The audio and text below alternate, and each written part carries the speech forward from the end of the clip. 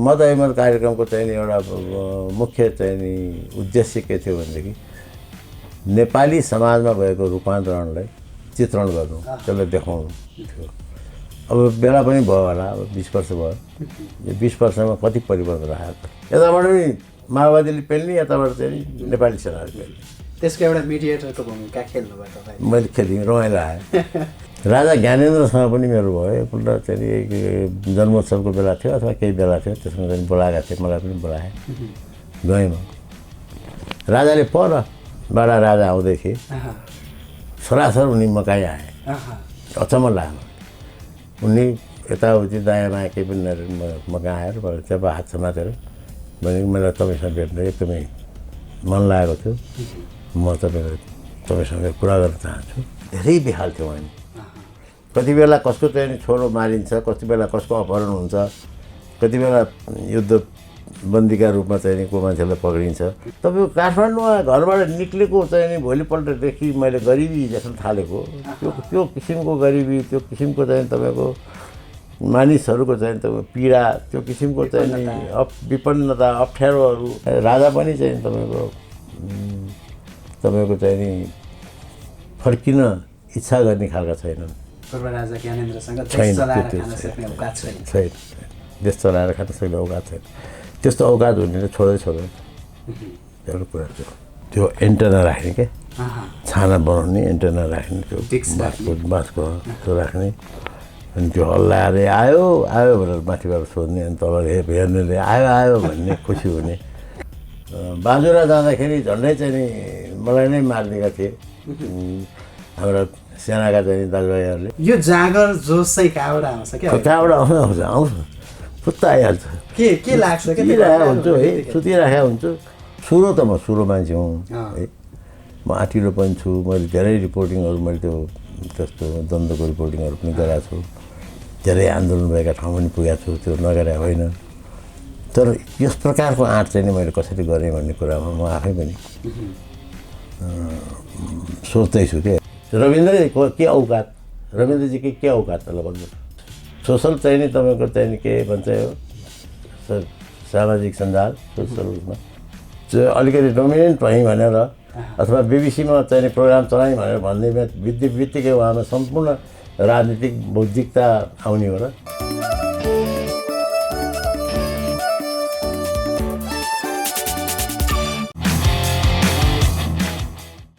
आदरणीय दर्शकवृन्द नमस्कार।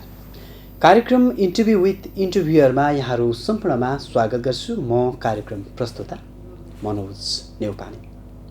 दर्शकवृन्द, कार्यक्रम इन्टरभ्यू विथ इन्टरभ्युअरमा हामी नेपाली टेलिभिजन दुनियाँका सिद्धहस्त अनुहारहरूसँग संवाद गर्ने गर्छौँ र आज मसँग संवादका लागि स्टुडियोमा उपस्थित हुनुहुन्छ वरिष्ठ पत्रकार किशोर नेपाल। करिब 5 दशक लामो पत्रकारिता यात्रा तय गरिसक्नुभएका वरिष्ठ पत्रकार नेपाल उमेरले 70 पुग्नुभयो। तर नेपाली पत्रकारिता क्षेत्रमा उहाँ अझै सक्रिय हुनुहुन्छ, क्रियाशील हुनुहुन्छ। नेपाली टेलिभिजन क्षेत्रमा पनि उहाँको योगदान र सक्रियता अतुलनीय छ। सशस्त्र द्वन्द्वकालमा नागरिकहरू यथार्थ सूचनाको अभावमा रहँदा पत्रकार नेपालले साहसिक रूपमा गाउँ गाउँ पुगेर पृथक एक टेलिभिजन कार्यक्रम मत अभिमत प्रसारणमा ल्याउनु भएको थियो, जुन कार्यक्रम द्वन्द्वकालीन समयमा जनताका कुरा शासक र विद्रोहीसम्म पुर्याउने ठुलो माध्यम पनि बनेको थियो। दर्शकवृन्द, आज हामी उनै सिद्धहस्त पत्रकार किशोर नेपालसँग कार्यक्रमको यो एपिसोडमा विशेष संवाद गर्दैछौँ। आउनुहोस् उहाँलाई आजको हाम्रो कार्यक्रममा स्वागत गरौँ। किशोर सर, यहाँलाई कार्यक्रममा स्वागत छ। धन्यवाद। पत्रकारितामा यति लामो समय, झन्डै 5 दशक पुरा भइसकेको छ तपाईँको पत्रकारिता करियर। पछिल्ला दिन के गर्दै हुनुहुन्छ? म त अहिले पनि पत्रकारिता गरिरहेको छु। स्तम्भ लेख्छु अखबारहरूलाई, एउटा जनकपुर टुडे भन्ने अखबार छ, जनकपुरबाट निक्लिन्छ। त्यसमा मेरो भाइ ब्रिजकुमार यादवले सम्पादन गर्छन्। उनी मसँग लामो समय काम गरेका मान्छे, आफै पत्रकारिता गर्न थालेका छन्, पत्रिका चलाउन थालेका छन्, व्यवसायी भएको छन्। उनलाई लेखिदिनु पऱ्यो भनेपछि मैले नै भन्न सकेन, उनलाई लेखिरहेको छु। त्यसपछि उकेरामा लेख्छु, एउटा शुक्रबार कान्तिपुर गाथा लेख्छु, नयाँ पत्रिकामा महिनाको 2टा सम्म लेख्छु शुक्रबार। त्यसरी जिन्दगी बितिरहेको छ मेरो त। सक्रिय कलम चलिरहेको छ। तर म सक्रिय कति छु थाहा छैन, मेरो कलम चाहिँ बेला बेला सक्रिय हुन्छ। अब एउटा सिद्धहस्त पत्रकार किशोर नेपाल भनेपछि नेपाली पत्रकारिताको जगसँग पनि जोडिन्छ। तपाईँको पत्रकारितासँगको यात्रा कहाँबाट कहिले कसरी जोडियो? भाइ यो चाहिँ नि अलिकति मिक्स हो क्या मेरो। पहिले म पत्रकार थिएँ कि पहिले राजनीतिक कार्यकर्ता थिएँ भन्ने कुरा मैले अहिलेसम्म छुट्याउन सकेको छैन। अब हाम्रो चाहिँ नि जमानामा तपाईँको 24-25 सालतिर चाहिँ नि म त्यतिखेर अलिअलि कविता पनि लेख्थेँ। अलि स्कुलमा पनि अलि जागरुक केटा भन्ने थियो। बाल सङ्गठनको पत्रिकामा पनि यसो कविता लेख्नु पर्थेँ। त्यतातिर मेरो रुचि थियो है पत्रिकामा। अब यतातिर चाहिँ के थियो भने त्यति बेला सब प्रजातन्त्र थिएन त्यसमा। प्रजातन्त्रको लागि ठुलो एउटा आन्दोलन चलिरहेको थियो 17 सालदेखि नै। त्यो आन्दोलन कहिले चाहिँ नि एकदम उचाइमा जान्थ्यो, कहिले तल आउँथ्यो, मतापमा आउँथ्यो, तर आन्दोलन थियो। अब म पनि यसो गरेर चाहिँ नि डेमोक्रेटिक आइडियल भएको मान्छे, डेमोक्रेटिक विद्यार्थीहरू उसमा चाहिँ गएर बसेँ, ग्रुपमा गएर म बसेँ। र यो नेपाल विद्यार्थी सङ्घ भन्ने जुन नेपाल विद्यार्थी सङ्घ छ त्यसको एउटा निर्माणकर्ताहरूमा त्यो जगमा चाहिँ ढुङ्गा हाल्ने काम मैले पनि गरेँ है। त्यसपछि चाहिँ नि मलाई के लाग्यो भने अब 27 सालमा नेपाल विद्यार्थी सङ्घ गठन भयो। त्यसपछि म 2-3 वर्ष 4 वर्ष अरू सक्रिय भएँ।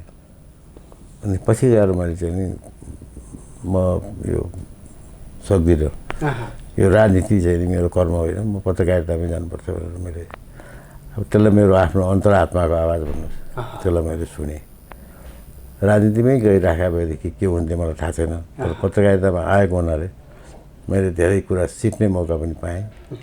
अरू राजनीतिक साथीहरूले प्रजातान्त्रिक आन्दोलनलाई अथवा अरू आन्दोलनहरूलाई जसरी सघाउनु भयो सशरीर, मैले पनि त्यसै गरी सघाएँ। अक्षरले, शब्दहरूले त्यसलाई एउटा भाषा दिएर, बाणी दिएर मैले पनि त्यो मेसेजलाई चाहिँ जनता समक्ष पुर्याएँ। त्यो सन्तोष चाहिँ मलाई छ। भनेपछि एउटा अन्तरात्माले चाहिँ राजनीतिक धार भन्दा पनि एउटा सशक्त कलमको माध्यमले त्यसलाई चाहिँ माथिबाट अनुगमन गरौँ भन्ने त्यो अन्तरात्माले अब त्यो समीक्षा गर्यो। भाइलाई मैले नराटी भन्दाखेरि जुन पत्रकारिता मैले गरेँ त्यसमा राजनीतिक धार थिएन भन्ने होइन। राजनीतिक धार नभएको तपाईँले पत्रकारिता देख्नु भएको छैन होला, तपाईँ आफै पनि पत्रकारितामा हुनुहुन्छ। अहिले हामी कुरा गर्दा गर्दै पनि कति राजनीतिक धार आइसक्यो हेर्नुहोस् न, होइन? त्यस हुनाले तपाईँले यो पत्रकारिता र राजनीतिको, पत्रकारिता र व्यवसायको, पत्रकारिता र अन्य यो वर्गीय पेसाहरूको एकदमै अभिन्न सम्बन्ध हुन्छ, यसमा कुनै शङ्कै छैन। त्यसै हुनाले म राजनीतिक धारबाट प्रसक्त भएको होइन, मैले राजनीतिक धारको प्रयोग चाहिँ नि पत्रकारिताको माध्यमबाट गरेँ। अब हाम्रो कार्यक्रमको एउटा फर्मेट नै हो भनौँ न, पत्रकारिता सँगसँगै टेलिभिजन करियरसँगको एट्याचमेन्ट, त्यहाँ जहाँसँगको यात्रा सुरुवात र आजसम्मको यात्रा, त्यसमा अलि हामी बढी फोकस गर्छौँ। यस हिसाबमा टेलिभिजनसँगको सामिप्यता कहाँ जोडियो, टेलिभिजनसँग तपाईँ कसरी जोडिनु भयो, सम्झनुहुन्छ त्यो? म तपाईँको चाहिँ नि 1967 तिर 66-67 तिर म दिल्ली गएको थिएँ। दिल्लीमा केही चाहिँ नि त्यहाँका सम्मान्य पत्रकारहरू छ मेरो चिनापर्ची भयो। पहिले पत्र लेखेर मैले चिनापर्ची गरेँ, पछि उहाँहरूसँग भेटघाट भयो। त्यसै गरी एकजना पत्रकार हुनुहुन्थ्यो, कवि पनि, रघुवीर साय, उहाँ दिनमानको सम्पादक हुनुहुन्थ्यो। मैले टेलिभिजन र त्यसको उपयोगिताको बारेमा उहाँकै घरमा बसेर, टेलिभिजन हेरे पनि उहाँकै घरमा हो, त्यसको उपयोगिताको विषयमा उहाँको छोरीहरूसँग कुरा गरे पनि त्यहीँ बसेर हो। त्यसमा म 66तिरै चाहिँ नि तपाईँको चाहिँ टेलिभिजनसँग परिचित भइसकेको। यहाँ आएर मैले चाहिँ साथीहरूसँग कुरा गर्दाखेरि उनीहरू चाहिँ नि त्यस्तो पनि हुन्छ र भन्ने पनि थिए त्यतिखेर। परिकल्पना पनि असम्भव जस्तो थियो। त्यस हुनाले मलाई अचानक चाहिँ त्यो टेलिभिजन आउँदै थियो। त्यसपछि अचानक चाहिँ नै भारतीय टेलिभिजनले पनि अलिकति विकास गर्यो, मतलब टेलिकम्युनिकेसनले विकास गर्यो। अनि 80-82तिर तपाईँको चाहिँ नि त्यो एन्टेना राख्ने क्या, छाना बनाउने एन्टेना राख्ने, त्यो बाँसको त्यो राख्ने। अनि त्यो हल्लाएर आयो आयो भनेर माथिबाट सोध्ने, अनि तल हेर्नेले आयो आयो भन्ने, खुसी हुने। त्यस्तो एउटा समय पनि आयो, ब्ल्याक एन्ड वाइट पनि, अनि कलर पनि आयो, सबै आयो। आइसकेपछि 2042 सालमा त्यहाँदेखि नेपालमा पनि टेलिभिजन आउने भयो। मेरा मित्र निर शाह त्यो प्रोजेक्टमा जानुभयो, एउटा नेपालमा टेलिभिजन आयो। आएपछि हामी त्यत्तिकै खुसी भयौँ, रमाइलो हुँदो रहेछ टेलिभिजन भन्ने सबैले थाहा पाए। र त्यो सुरुवाती दिनहरूमा टेलिभिजन रमाइलो हुन्छ भन्ने थाहा पाउने मात्रै मान्छेहरू थिए है। त्यसले के काम गर्छ भन्ने कुरा चाहिँ नि धेरैलाई थाहा थिएन। त्यो कम्युनिकेसनको सबभन्दा पावरफुल र सबभन्दा प्रभावकारी माध्यम हो भन्ने कुरा धेरै मान्छेलाई थाहा थिएन। त्यो अब थाहा पाएँ। मनोरञ्जनको माध्यमका रूपमा बुझिया थियो, तर त्यो कम्युनिकेसनको माध्यम सशक्त माध्यम। त्यसपछि अनि यो चल्न थाल्यो। अनि 46 सालको जनआन्दोलन भयो। जनआन्दोलनपछि टेलिभिजनमा मेरो अलिकति साथीहरू पाइएको छ, सङ्गत पनि थियो, राम्रै थियो। फेरि यो बेला पत्रकारहरू अथवा मिडियामा काम गर्ने, म काम चाहिँ 42 सालमा टेलिभिजन सुरुवात भए पनि काम चाहिँ म गर्दैन थिएँ। तर त्यहाँ निर शाह हुनुहुन्थ्यो, राजन देवजीहरू हुनुहुन्थ्यो, अरू साथीहरू हुनुहुन्थ्यो, विजय कुमारजी पनि हुनुहुन्थ्यो। त्यसले गर्दाखेरि मेरो आवत जावत अलि बाक्लै थियो। 46 सालमा चाहिँ नि कृष्णप्रसाद भट्टराई अन्तरिम प्रधानमन्त्री बन्नुभयो। अनि त्यतिखेर मलाई बोर्डमा ल्याए, टेलिभिजन नेपाल टेलिभिजनको बोर्डमा आयो। बोर्डमा आएर पनि मेरो अध्यक्ष हुनुभन्दा पहिला स्पेसिफिक मलाई चाहिँ ड्युटी थियो मेरो। त्यो चाहिँ के थियो भने न्युजहरूलाई हेर्ने। त्यति बेलाको न्युज हेर्ने भने तपाईँको साह्रै कठिन कुरा थियो। ट्रान्जिसनको बेला थियो होइन, राजनीतिक परिवर्तनको सङ्घार थियो। एकातिर तपाईँको कलङ्कीतिर पुलिसहरूको चाहिँ पुलिस अफिसरहरू 7-7, 8-8जना कतिजना चाहिँ पुलिस अफिसरहरू मारिए, त्यो घटना पनि आयो। त्यसपछि तपाईँको चाहिँ नि यो आगो लगाउँदै हिँड्ने, लुटपाट गर्दै हिँड्ने चाहिँ नि प्रयत्न पनि गरे मान्छेहरूले। अनि त्यतिखेर चाहिँ नि हामीले as a newspaper man मैले विजय कुमारजीलाई लिएर गएँ म पोखरासम्म। र हामीले चाहिँ नि अलिकति स्निपेट्सहरू जम्मा गरेर ल्याएर अनि प्रोग्राम बनायौँ। र अलिकति त्यति बेलाको परिस्थितिलाई मत्थर बनाउनलाई हाम्रो प्रोग्रामले काम गर्यो।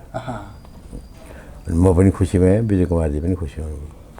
त्यहाँदेखि चाहिँ टेलिभिजनसँगको सामिप्यता जर्नी सुरु भयो।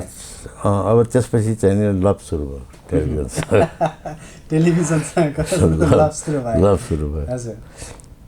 लभ सुरु भए पनि मैले आफूलाई अलग्गै राखेको थिएँ। चाहिएको बेलामा सेवा दिने, तर खासै चाहिँ नगर्ने थियो। यो 52 सालमा चाहिँ नि जब मिलिजुली सरकार बन्यो, शेरबहादुरजीले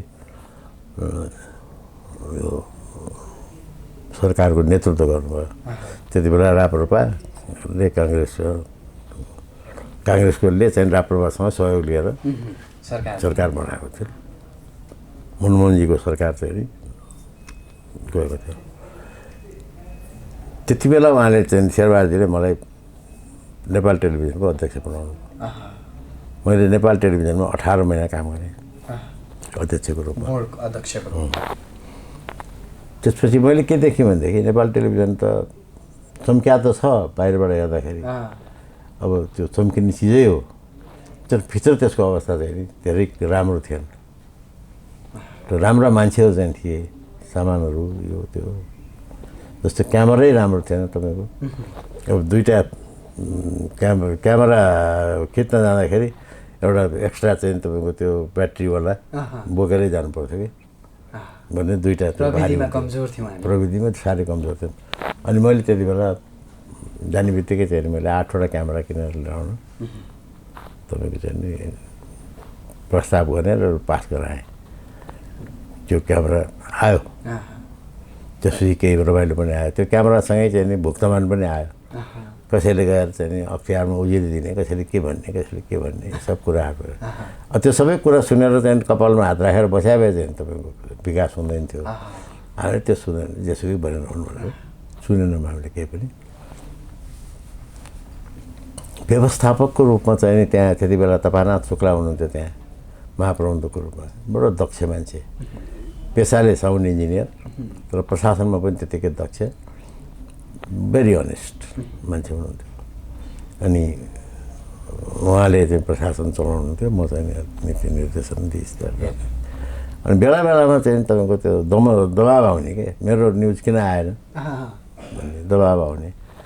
अब कोही चाहिँ नि पर्सनल रिलेसन त त मेरो साथी होस् तैँले यति पनि नगर्ने भनेर मलाई पनि भन्ने, कसैले चाहिँ नि शुक्लाजीलाई गएर भन्ने, कसैले चाहिँ प्रधानमन्त्री कहीँ गएर चाहिँ नि यो त हाम्रो न्युजै दिँदैन, कस्तो मान्छे ल्याएर राख्नुभयो तपाईँले टेलिभिजनमा भने त्यस्तो किसिमको मेरो बारेमा शिकायतहरू आए। तर म विचलित भइनँ कहिले पनि, किनभने त्यस्तो शिकायत त आउनु थियो, चुनौती त बेहोर्नु नै थियो।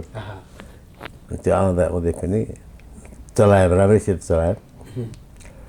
नयाँ नयाँ योजनाहरू भए। त्यति नै बेला हामीले चाहिँ नि बेलायतको चाहिँ 2-3वटा चाहिँ नि टेलिभिजन कम्पनीहरूसँग पनि कुराकानी वार्तालापहरू चलायौँ।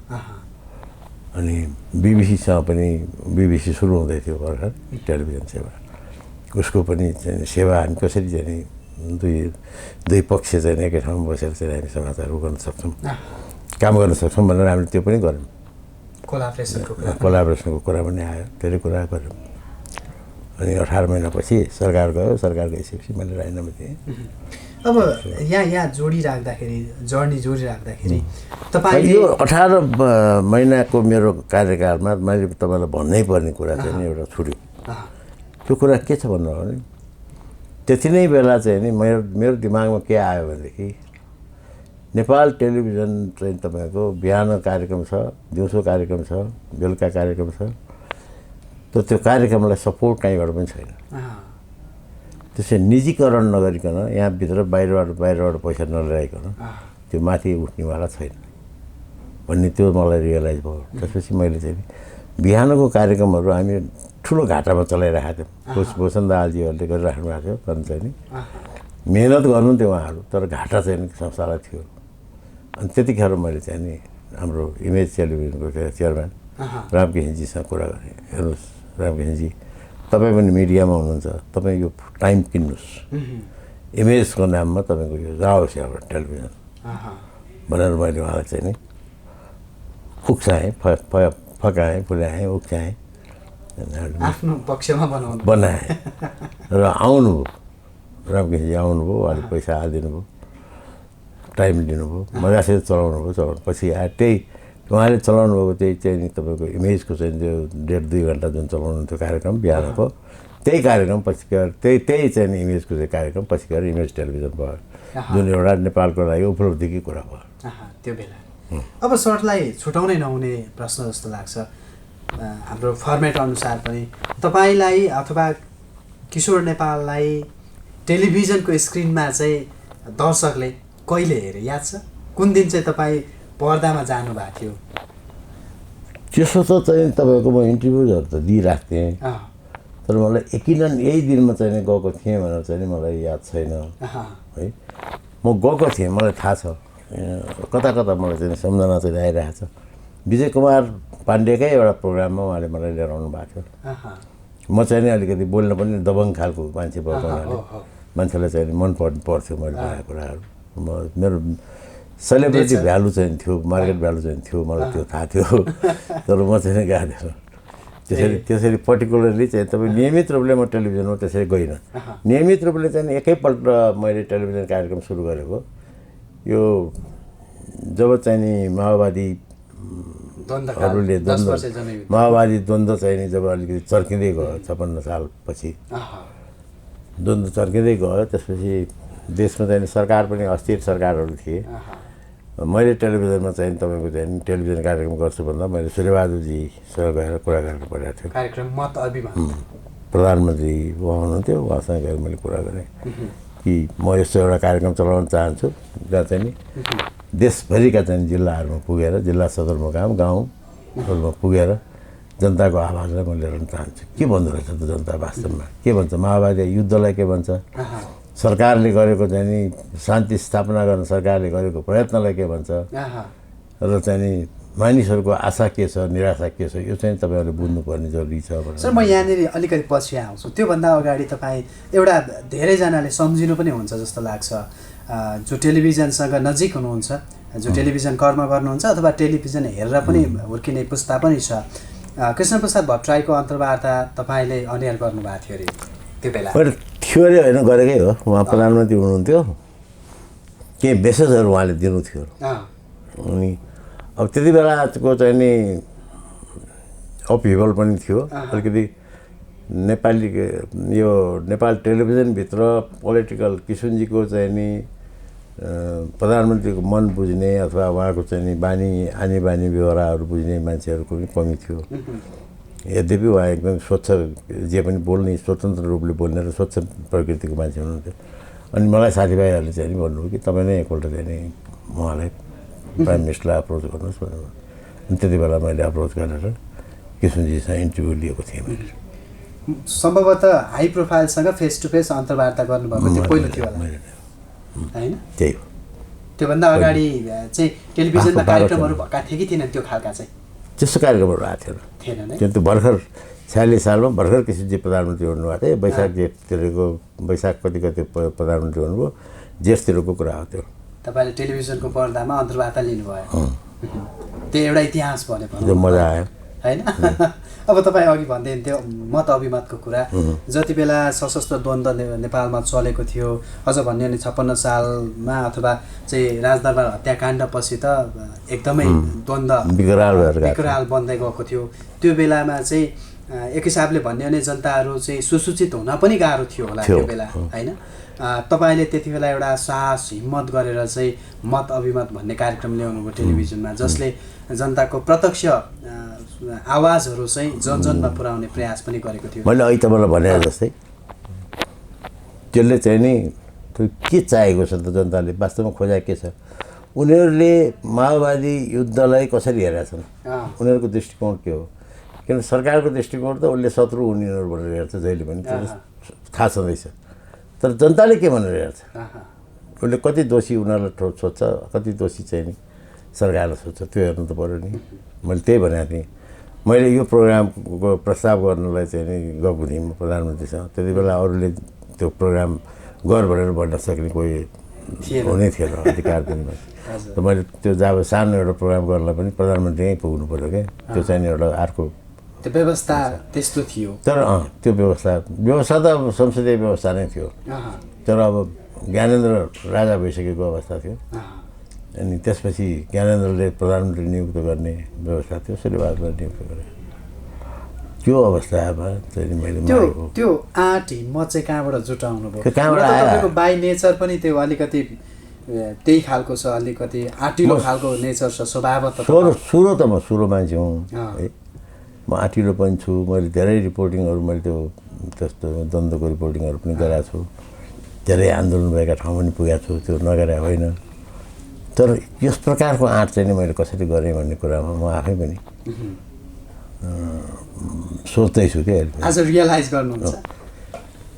रियलाइज गर्न खोज्छु म त्यो के हो, त्यो के थियो भनेर।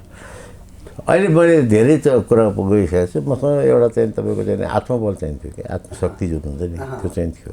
म गर्न सक्छु भनेपछि सक्छु। त्यस्तो एउटा केही ठ्याक्कै किस्सा छ कि जसले गर्दाखेरि तपाईँ चाहिँ त्यहाँ ठ्याक्कै क्लिक हुनुभयो क्या, म चाहिँ अब न सरकार न चाहिँ प्रतिपक्षी अथवा चाहिँ युद्धरत माओवादी, म बिचको मेडिएटरको रूपमा मेडिएटरकै काम गर्छु भनेर जुन लाग्नु, कुनै घटना परिघटना थिए त्यति बेला तपाईँलाई त्यतातिर चाहिँ डाइभर्ट गर्ने?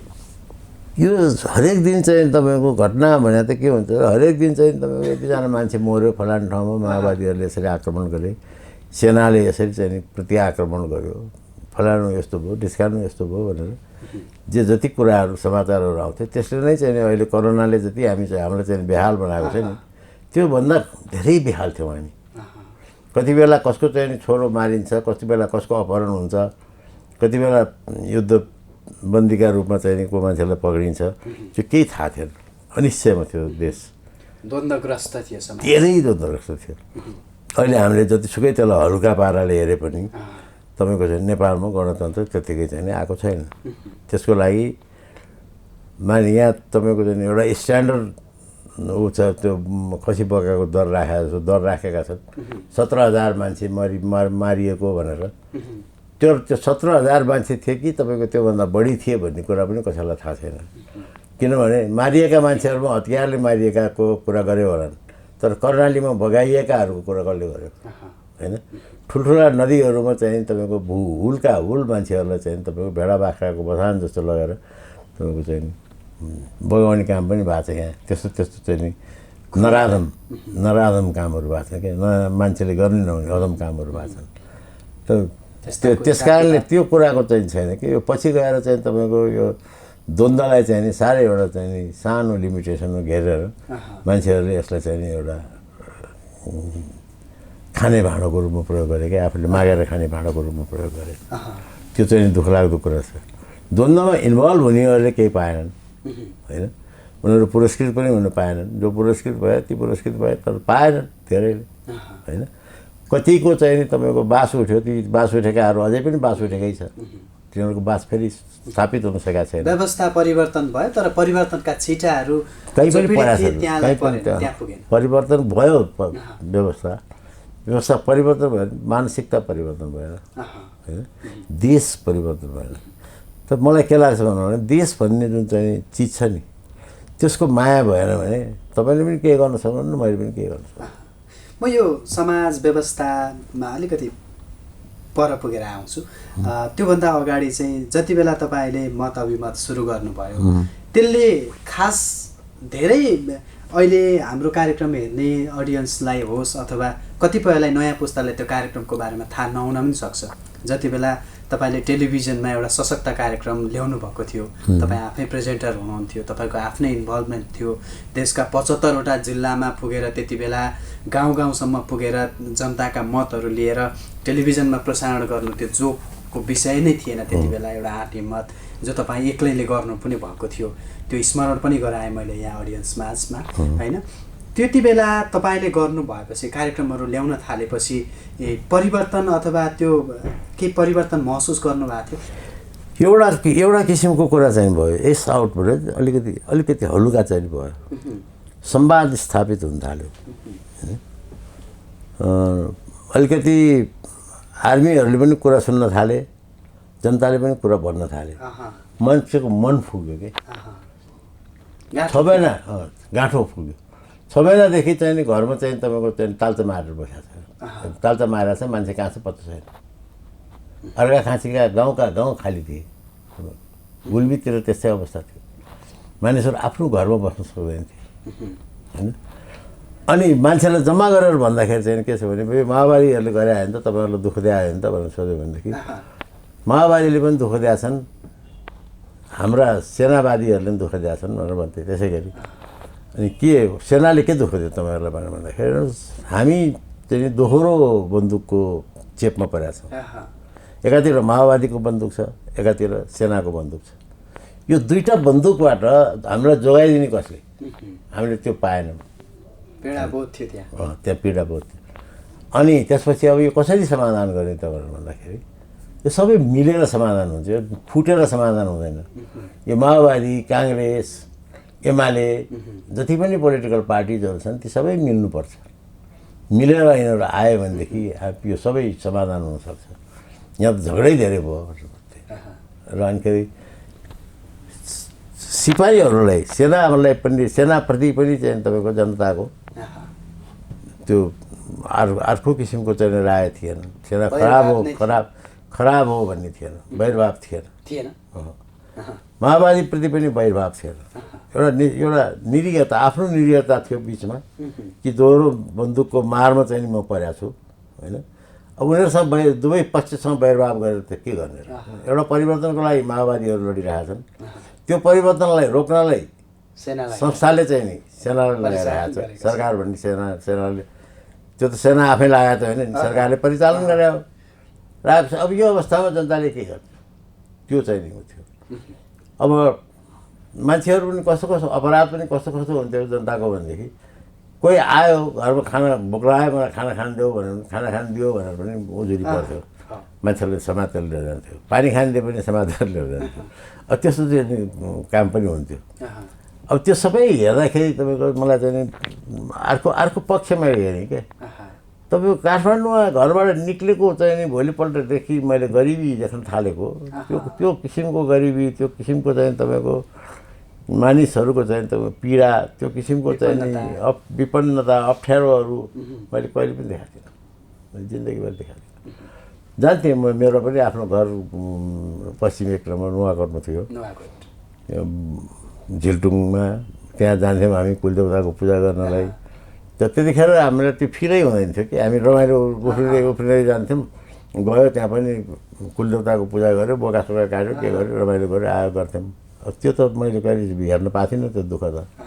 मान्छेले चाहिँ तपाईँको चाहिँ सुकाएको बिस्कुन, गुन्द्रीमा सुकाएको चाहिँ बिस्कुन हुन्छ, त्यो बिस्कुनमा कति एक पाथी दुई पाथी चाहिँ त्यो मकै होला अथवा चामल गहुँ होला अथवा चाहिँ धान होला, त्यसले कति पुग्छ भनेर तपाईँ बताउन सक्नुहुन्छ क्या? त्यो अवस्था थियो।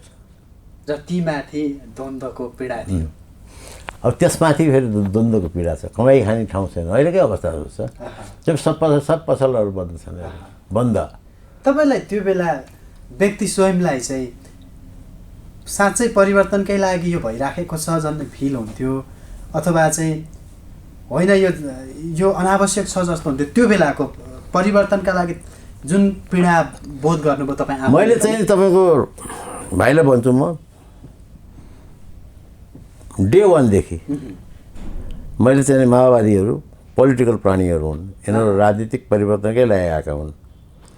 दुईवटा उपाय छ राजनीतिक परिवर्तनको, एउटा हिंसात्मक उपाय, एउटा अहिंसात्मक उपाय। जीवनको लास्ट चरणमा आएर बिपी पनि अहिंसात्मक हुनुभयो होइन। उहाँ गान्धी सुमेकरहरूको चाहिँ लाइनमा जानुभयो। उहाँले आफ्नो जीवनकालमा जति परिवर्तन ल्याउन सक्नुहुन्थ्यो, चेतनाको स्तरको परिवर्तन, अरू परिवर्तनहरू उहाँले लिएर आउनुभयो, थुप्रो लिएर आउनु भएको छ। त्यो त्यति ठुलो योगदान कसैले पनि दिएको छैन होला। तर त्योभन्दा अगाडि उहाँले पनि हिंसाको सहारा लिनुभएको थियो। त्यो पुष्पलाजीलाई हेर्नुहोस्, उहाँले पनि लिनुभएको थियो। यो माले पक्षका मान्छेहरू जापालीहरूलाई हेर्नुहोस् अथवा पश्चिमकालाई हेर्नुहोस्, सबैले एउटा कम्युनिस्टहरूले पनि काङ्ग्रेसले पनि हिंसाको सहारा लिएको थिएन होइन। माओवादीहरूले तपाईँको चाहिँ हिंसाको सहारा लिएका थिए। अब काङ्ग्रेस एमालेहरू चाहिँ जो सत्तामा थिए त्यो हिंसाको विरोधमा हुनु स्वाभाविकै छ। उनीहरूको मनभित्र त हामीलाई चाहिँ सत्ताबाट चाहिँ माओवादीले हटायो भन्ने परेको थियो होला नि, कतै न कतै होइन। तर चाहिँ तपाईँको एउटा त्यसमा चाहिँ के छ भनेदेखि माओवादीहरूले सुरुमा चाहिँ तपाईँको जुन स्केलमा काम गरे त्यो चाहिँ यो राज्यलाई पुरै रूपान्तरण गर्छु भनेरै गरे हुन्, त्यसमा कुनै शङ्का छैन। त्यसमा शङ्का गर्नु हुँदैन, त्यो पाप पनि लाग्छ फेरि है। अब भन्नेहरूलाई त यो फलानु इन्डियाले उक्सायो अथवा चाहिँ नि अमेरिकाले उक्सायो, चाइनाले उक्सायो भन्ने यस्तो थ्योरीहरू, कन्स्पिरेसी थ्योरीहरू संसारमा चलि नै रहेका हुन्छन्। यहाँ पनि चलिरहेका छन् है, यहाँ पनि चलि नै रहेको छ। तर त्यो मलाई के लाग्छ भन्नु, कुनै देशको कुनै एउटा सानो समूहले उक्साएर, कुनै देशको कुनै एउटा सरकारले उक्साएर, कुनै पार्टीले उक्साएर जनता उक्सिँदैन कहीँ पनि। त्यहाँ चाहिँ नि नेपाली छापामारहरू नै नभएको भए त्यहाँ जनार्दन शर्मा प्रभाकर अथवा चाहिँ नि यो हाम्रो के वर्षमान पुन यिनीहरू अनि हाम्रो चाहिँ नि के नन्दबहादुर पुन यिनीहरू नभएको भएदेखि तिनीहरू कमान्डरको रूपमा अरू पनि थिए थुप्रै तिनीहरू नभएको भए त्यो मान्छेले पचाउँदैन बादलै थियो त्यतिखेर अरू चाहिँ नि हुनुहुन्थ्यो ती मान्छेहरू जति पनि महिलाहरू पनि हुनुहुन्थ्यो महिला नेत्रीहरू हुनुहुन्थ्यो त्यस कारणले चाहिँ तपाईँको त्यसमा एउटा इमान्दारी थियो उनीहरूले अब तपाईँको धेरै मान्छेहरूले भन्छन् के भनेदेखि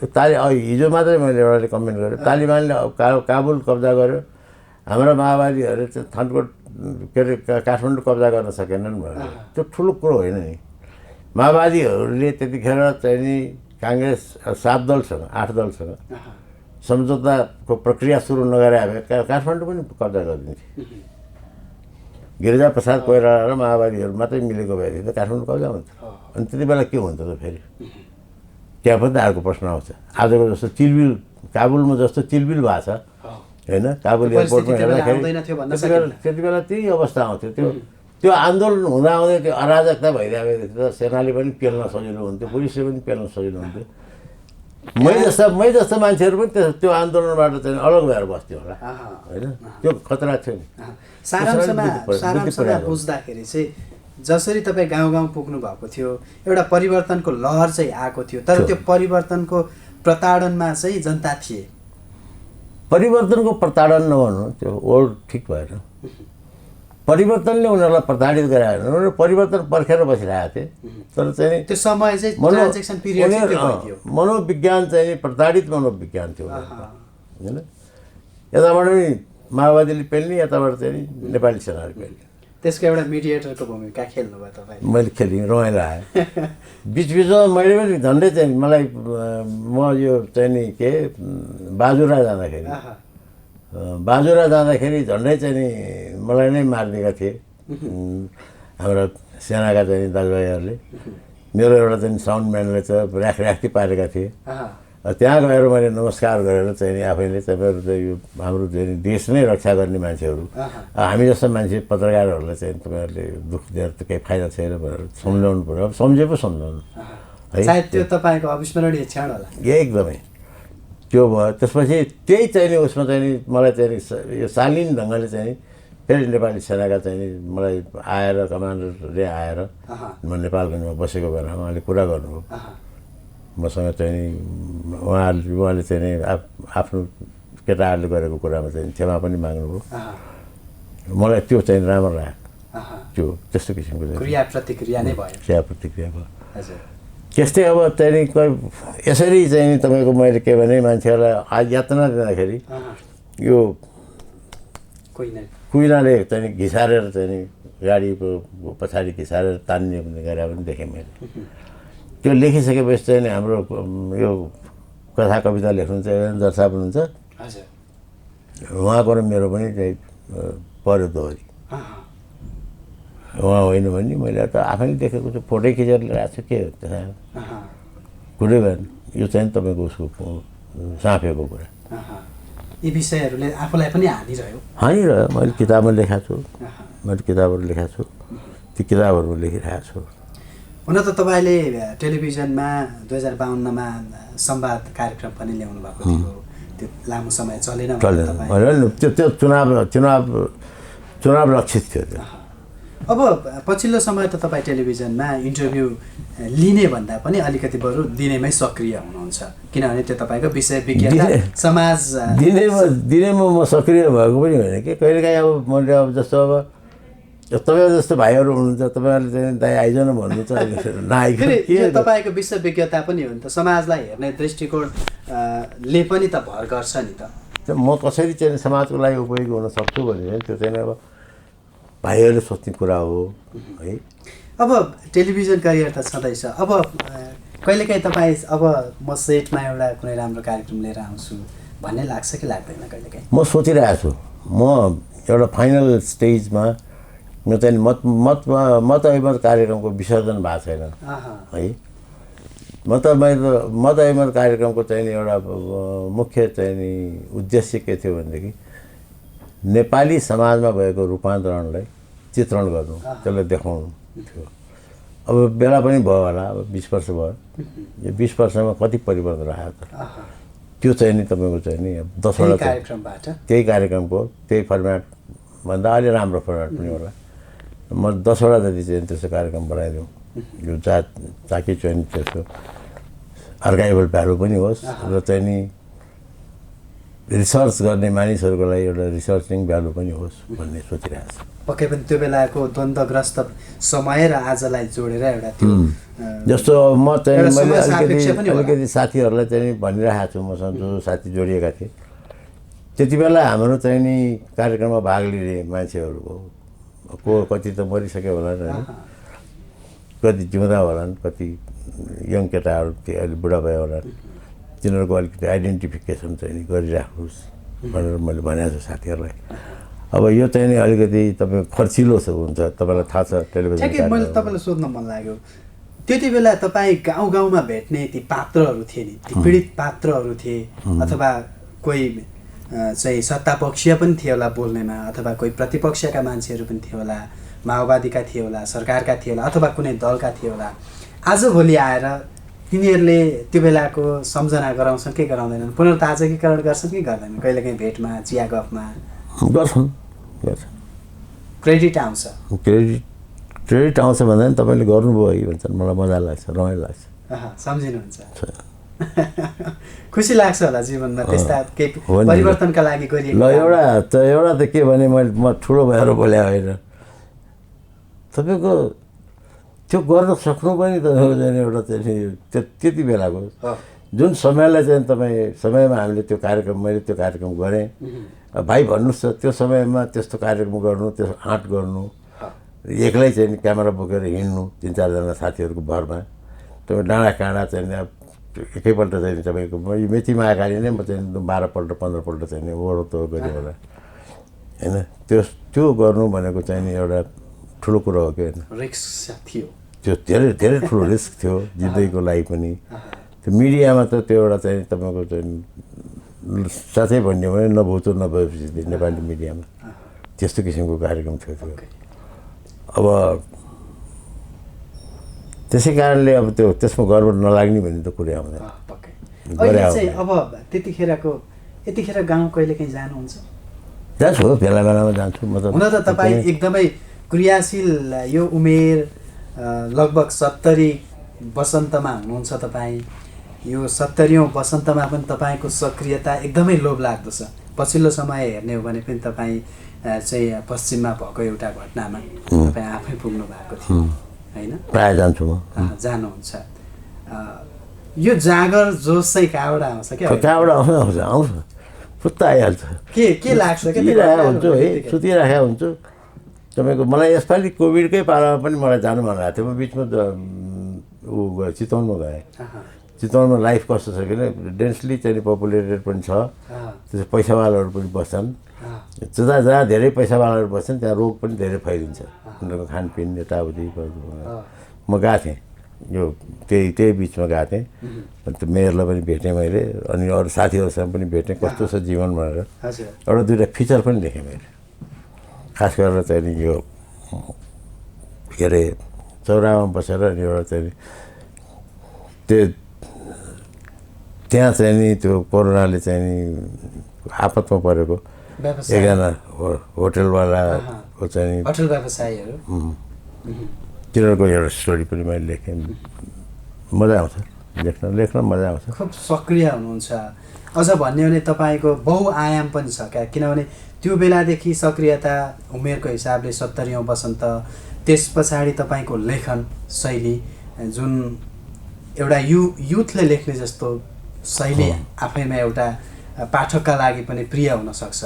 अर्को कुरा चाहिँ तपाईँ कलाकारितामा होस्, ती फिचरहरू सामान्य कलाकारको पनि फिचरहरू लेखिराख्नु भएको हुन्छ कहिलेकाहीँ होइन। कहिलेकाहीँ चाहिँ एकदम गम्भीर विषयमाथि पनि कलम चलाउनुहुन्छ। यो एक खालको डाइनामिक अथवा बहुआयामिक विषयवस्तुमाथि एकदमै क्रियाशील हुनुहुन्छ। अध्ययनले यो पूर्णता दिएको हो अथवा चाहिँ बाई नेचर हो? अब मेहनत नगरी त केही पाइन्छ जस्तो बाई नेचर त मलाई त्यस्तो लाग्दैन भाइ है। अलिकति मेहनत त गर्नै पर्छ। मलाई चाहिँ नि के छ भन्नु होला भने पत्रकारिताप्रति चाहिँ नि मेरो चाहिँ नि साँच्चै समर्पित भाव नै छ, मेरो रुचि नै छ।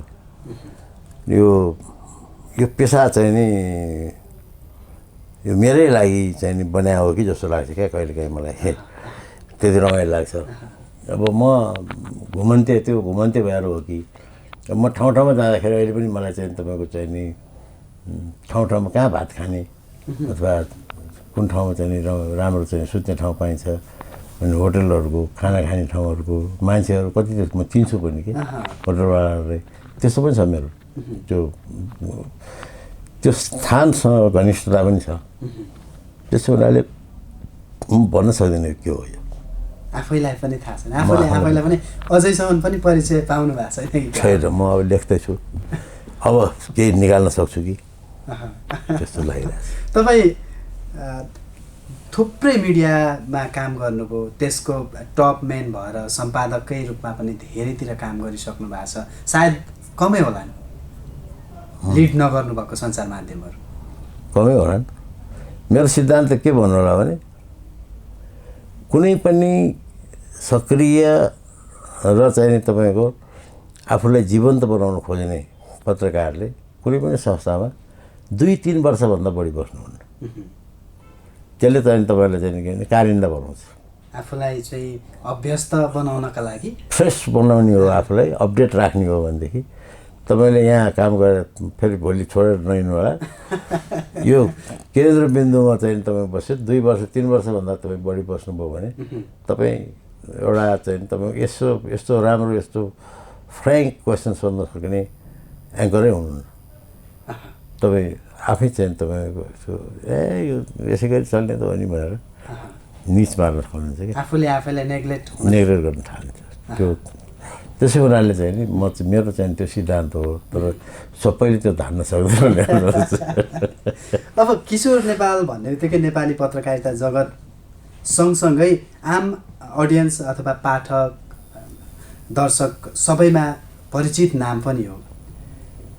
यो सक्रियताका बारेमा सबैले तपाईँलाई एकदम खुलेर प्रशंसा पनि गर्छन् र केही पत्रकारहरूले तपाईँको सामान्य आलोचना पनि गर्छन् हैन? गर्नुपर्छ, आलोचना नगरी तपाईँको जुन व्यवहार अलिक हक्की स्वभाव होइन, चाहिँ अलिकति गाइड गर्न सक्ने क्षमता, यसो गर्ने उसो गर्ने खालको ती खालका आलोचनाहरू व्यक्तिगत रूपमा चाहिँ आउँछन् कि आउँदैन?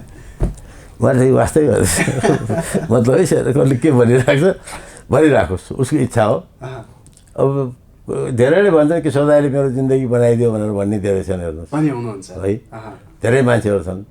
अब मसँग काम गरेर चाहिँ नि देशको चाहिँ नि लिडिङ चाहिँ नि पब्लिकेसन्सहरूमा लिडिङ काम गर्ने साथीहरू पनि यही काठमाडौँमा हुनुहुन्छ अथवा यही नेपाल देशमा हुनुहुन्छ भनेपछि धेरै चिन्ता गरिरहनु पर्दैन क्या। धेरै मान्छे त मेरो आफ्नै पक्षमा छ, चाहे नेपालगञ्जको जे पाण्डे होस् अथवा चाहिँ नि धरानको हर्ष सुब्बा होस् होइन, झापाको केशव आचार्य होस् अथवा चाहिँ नि महेन्द्रनगरको चित्राङ्ग थापा होस् अथवा कैलालीको चाहिँ नि हाम्रो होस्, थुप्रो साथीहरू छन्। त्यस कारणले मलाई अब तपाईँलाई मैले अघि जागरको कुरा सुनाएँ, यो एउटा आम पब्लिकले दिने र पत्रकारहरूले दिने रियाक्सनको कुरा पनि सुनाएँ होइन। आफैले भनिहाल्नुमा कुनै फरक पर्दैन, म आफूसँग तपाईँ आफै चलिराख्नु पनि भएको छ। मैले अरूसँग पनि सोध्न छुटाउँदिनँ प्रायः, एउटा पत्रकारको बुझाइ एउटा राजनीतिज्ञको भन्दा बढी हुन्छ जस्तो लाग्छ मलाई। अझ तपाईँको क्रियाशीलता र यो समयको अन्तराललाई हेर्ने हो भने त त्यो बुझाइ अरूभन्दा धेरै माथि छ कि भन्ने पनि हुनसक्छ। हरेक समाजका हरेक अवयवलाई हेरेको हुन्छ एउटा सञ्चारकर्मीले, त्यो भाषामा होस्, संस्कृतिमा होस्, राजनीतिमा होस् अथवा इतिहास, सबै कुरामा हेर्ने हो भने पनि अलिक बहुआयामिक हुन्छ कि एउटा सञ्चारकर्मी भन्ने मेरो बुझाइ हो। तपाईँलाई के लाग्छ र आजको समाजप्रतिको तपाईँको बुझाइ के हो, दृष्टिकोण के हो? सञ्चारकर्मी बहुआयामिक हुनैपर्छ। तपाईँ त्यो नभइकन तपाईँलाई सुखै छैन, तपाईँ गतिशील हुनैपर्छ। म सञ्चारकर्मी हुँ भनेर तपाईँको गति नै छैन भने, तपाईँ कुनै डाइनामिक्स नै छैन जीवनमा भने, कुनै आयाम नै छैन भनेदेखि के गर्नु तपाईँले? केही पनि गर्नु। त्यसै हुनाले चाहिँ नि त्यो त हुनैपर्छ भाइ। बाँकी रह्यो एउटा कुरा, तपाईँले बडो गजबको कुरा गर्नुभयो। नेपालका चाहिँ नि अथवा कहीँ पनि देशका ठुला मान्छेहरूले चाहिँ नि ओपिनियन किन सुन्दैनन् भन्ने जुन कुरा सुरुमा गर्नुभयो, त्यो कुरो बडो चित्तबुझ्दो कुरो। तर मलाई के लाग्छ भने उनीहरूले त्यो ओपिनियन तपाईँ सुन्या हुन्छ, नसुन्या हुँदैन। कसैलाई पनि आफ्नो व्यक्तित्वमा चाहिँ तपाईँको अर्काले दिएको सुझाव चाहिँ लगाएर आफ्नो व्यक्तित्व चम्किन्छ भने त्यो चम्काउन मजा आइहाल्छ नि, त्यो गर्न सक्छन्। तर के छ भनेदेखि धेरै कुराहरू हामी कहाँ अभ्यासमा छैनन्। अब यो जम्मा जम्मी चाहिँ तपाईँको वर्षै गर्नुभयो भनेदेखि हामी भारतभन्दा 3 वर्ष पछाडि स्वतन्त्र भएका। आजसम्म हाम्रो चाहिँ शासन व्यवस्था यो हो भनेर अहिले तपाईँको यो यसैलाई पनि 5-6 वर्ष हामी कति लाग्यौँ यो गर्न, त्यसलाई पनि हामी भन्न सकिरहेका छैनौँ। भर्खर चाहिँ तपाईँको चाहिँ संविधान बनेकै चाहिँ 4 वर्ष भएको छैन, 6 वर्ष भएको छैन भनेदेखि हामी नै चाहिँ तपाईँको चाहिँ नि एउटा घोर विचलनमा छौँ कि जस्तो मलाई लाग्छ। एउटा कुरा त्यो। अर्को कुरा चाहिँ नि तपाईँको के छ भनेदेखि अर्को कुरा चाहिँ नि अबका पोलिटिसियन्सहरू नटेर्ने भएका छन्। पोलिटिसियन्स भइसकेपछि मैले जति जाने कसैले पनि छैन, मैले जति सुने कसैले पनि छैन, मैले जसरी राम्रो खाएको मिठो खाएको अथवा राम्रो लागेको पनि कसैले छैन भनेपछि म त यो भगवान् नै हुँ भन्ने खालको चाहिँ सेन्स आइरहेको छ क्या शासनकर्ताहरूमा। तपाईँको चाहिँ नि हिजो पनि हामीले देख्यौँ, भोलि पनि त्यस्तो देखिएला, यसभन्दा अगाडि पनि देखिएको। कोही पनि चाहिँ तपाईँको चाहिँ पिपुल फ्रेन्डली छैन। हाम्रो चाहिँ सत्तामा बस्ने मान्छेहरू तपाईँ लेखेर राख्नुहोस्, कोही पनि पिपुल फ्रेन्डली छैन। पिपुलको नाम मात्रै लिने हो। तपाईँको चाहिँ नि कुनै देशमा तपाईँको 70 वर्ष नागेका भन्दा बाहेक त नेतै देख्नुहुन्न तपाईँले। यहाँ कुन नेता चाहिँ तपाईँको चाहिँ नि शासन चलाउने कुन नेता चाहिँ अब अहिले दुईवटा काङ्ग्रेसका नेताहरूमा झगडा परिरहेको छ। एउटा 80 वर्षको छ, एउटा 76 वर्षको छ। त हुने कि म हुने भनेर पौडेलजीको र देउबाजीको त्यही चाहिँ तपाईँको चाहिँ नि वर्ष गर्ने लडाइँमा उनीहरू छन्। म एकपल्ट चाहिँ नि यो प्रधानमन्त्रीको कुर्सीमा नबसी अथवा काङ्ग्रेसको सभापति नभइकन कसरी मर्ने भन्ने उहाँहरूको त्यो चिन्ता छ। त्यो चिन्ता मलाई के मतलब भन्नुहोस्? मेरो छोरालाई अथवा मेरो नातिलाई के मतलब? तपाईँलाई के मतलब? मेरो भाइ तपाईँलाई के मतलब भन्नुहोस्? तपाईँ भर्खर चाहिँ यसो राम्रो हुनुहुन्छ, कलकलाउँदो देखिनुहुन्छ, तपाईँको उमेर पनि धेरै भएको छैन, तपाईँलाई यिनीहरूको झगडासँग मतलब छ र? त्यस कारणले चाहिँ अहिले चाहिँ तपाईँको समाज बढी क्रुएल भएको छ, निर्दयी भएको छ। समाज भनेर मैले त्यो समाज लिएको होइन, यो शासकीय समाजको कुरा गरेँ। समाज भनेर त मैले पूर्ण नेपाली समाजको हिसाबले कुरा गरेँ।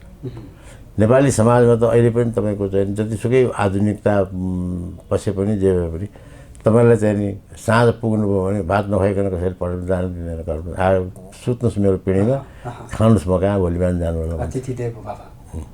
त्यो त छँदैछ संस्कृति। त्यस कारणले त्यो चाहिँ नि कुरा होइन। जनताको पक्षमा त तपाईँले एक अक्षर पनि केही भन्न सक्ने, दोष लगाउन सक्ने ठाउँ छैन। दोष लगाउने भनेको जो शासन गर्ने हुन् तिनीहरूलाई दोष लगाउनु, दोष उनीहरूकै छ। यत्रो सम्पत्ति, देशको सम्पत्ति कुम्ल्याएर बसेका छन्, ठुल्ठुला घर बनाएका छन्। अब अखबारमा तपाईँले पढ्नुभयो भनेदेखि देखिन्छ कि चाहिँ नि जनताको धारामा पानी आउँदैन 7 दिनसम्म, 8 दिनसम्म। उनीहरूको धारामा हप्ताको 1 दिन पानी आउँदैन अरे, बिदाको दिन, अरू सधैँ दिन पानी आउँछ। त्यो के भयो? कुनै कुरा भयो? यत्रो ठुलो प्रोजेक्ट बन्यो मेलम्ची होइन, एउटा बाढीले, एउटा सामान्य बाढीले एउटा बजार बगायो। त्यही बाढीले चाहिँ तपाईँको त्यत्रो आयोजनै बगायो। त्यो कहाँ गयो त्यो? अब भन्नुहोस् त, त्यो 30-40 खरब रुपियाँ, अरब रुपियाँ हामी कहाँबाट ल्याएर खोजेर त्यसलाई रिप्लेस गर्छ? 25 वर्ष लामो योजना, 25 वर्ष लामो, एक सेकेन्डमा गयो। त्यो कति चाहिँ कच्चा चाहिँ तपाईँको चाहिँ योजना बनाएको काम भएर छ त्यो थाहा भयो। त्यही तर तामाकोसीको चाहिँ तपाईँको बिजुली राम्रोसित उत्पादन हुन सकेको छैन। त्यहाँ चाहिँ छ यन्त्र र प्रविधिहरूको चाहिँ तपाईँको चाहिँ ऊ छ, समस्या छ भनेर मान्छेहरूले भनिरहेका छन्। त्यस कारणले सबै कुराहरूलाई तपाईँले हेर्नुभयो, मूल्याङ्कन गर्नुभयो भनेदेखि हाम्रा शासकहरू जस्तो नालायक काम नलाग्ने र चाहिँ गफाडी कोही पनि देख्दैन मैले। अब मसँग अन्तिम 2टा प्रश्न छ। तपाईँले पत्रकारिता यात्रामा जुन जर्नीमा राजाहरूसँगको सङ्गत कति गर्नुभयो कि भएन, त्यो एक्सेसमा पुग्नु भयो कि भएन, र यदि पुग्नु भयो भने राजा ज्ञानेन्द्रसँगको सामिप्यता भयो कि भएन, बढ्यो कि बढेन त्यति बेला? अहिले बहस हुन्छ यो पूर्व राजाको बारेमा, त्यो भएर पनि मैले यो प्रश्न चाहिँ एउटा लामो समय पत्रकारिता गर्नेसँग सोध्नु जस्तो लाग्छ, मलाई आफैलाई पनि सोधौँ जस्तो लाग्छ। तपाईँको के रह्यो अनुभव? हेर्नुहोस्, राज परिवारसँग अथवा राजासँग नजिक हुने चाहना चाहिँ मैले कहिले पनि राखिनँ। मलाई त्यसमा त्यो अर्थकोले होइन, त प्रोटोकलको कारणले गर्दाखेरि त्यो प्रोटोकल सर्नुपर्ने, मान्नुपर्ने, हजुर भन्नुपर्ने, बक्सियोस् भन्ने, कहाँ के खुस्केला होइन। अब तपाईँको राजाको बैठकमा गएको बेला मलाई पिसाब आयो भने के गर्ने मैले, त्यस्तै छ। तपाईँलाई यो एउटा केटाकेटी कुरा गरिरहने भने जस्तो लाग्ला, तर होइन कि सत्य कुरा हो, त्यस्तो हुन्छ अप्ठ्यारो। मेरो त्यो भएन। वीरेन्द्र राजाप्रति चाहिँ तपाईँको मेरो सद्भाव थियो, नभए होइन। अब सफ्ट राजा भन्थे, सद्भाव थियो। उनको बारेमा आर्टिकल पनि लेख्यो। राजा दिपेन्द्र प्रति पनि चाहिँ तपाईँको अलिकति स्नेह थियो। उनीसँग मेरो 2 पल्ट भेट भएको छ। 2 पल्ट उनको रिस्पोन्स मलाई बडा राम्रो थियो। राजा ज्ञानेन्द्रसँग पनि मेरो भयो। एकपल्ट चाहिँ जन्मोत्सवको बेला थियो अथवा केही बेला थियो, त्यसमा चाहिँ बोलाएका थिए, मलाई पनि बोलाए, गएँ म। राजाले परबाट राजा आउँदै थिए, सरासर उनी मकाइ आए। अचम्म लाग्यो मलाई। उनी यताउति दायाँ बायाँ केही पनि मका आएर मलाई त्यहाँ हात समातेर भने मलाई तपाईँसँग भेट्न एकदमै मन लागेको थियो, म तपाईँसँग कुरा गर्न चाहन्छु भनेर 2-3 पल्ट नै भने राजाले। अब उनको सफ्ट हात मलाई पनि मजै लाग्यो। अनि त्यसपछि उनले आफ्नो सचिवलाई योगेश्वर घाटी कि के भन्नुहुन्थ्यो, उहाँलाई चाहिँ भने सचिवजीले चाहिँ मेरो नामसाम टिपे, सिद्धियो। अनि त्यो पार्टी सिद्धिएपछि पार्टीबाट बाहिर निक्लिने बेलामा त्यही सचिवजीले मलाई के भन्यो भने तपाईँ काठमाडौँ छोड्नु लाग्नुभयो भने मलाई सोधेर मात्रै छोड्नुहोस् है भनेर भन्यो। मलाई झनक्क रिस उठ्यो। अब त्यहाँ रिसाउने कुरो थिएन। अनि दरबारमा चाहिँ सचिवहरूमा चाहिँ मेरो आफ्नै मित्रहरू पनि थिए 1-2 जना। अनि म त 8-10 दिन 15 दिन केही पनि बोलिनँ। अब मेरो जाने बेला भयो क्या, त्यो कार्यक्रम बनाउनु जाने बेला भयो। त्यो जाने बेलामा अब म कता सोध्नु जाउँ।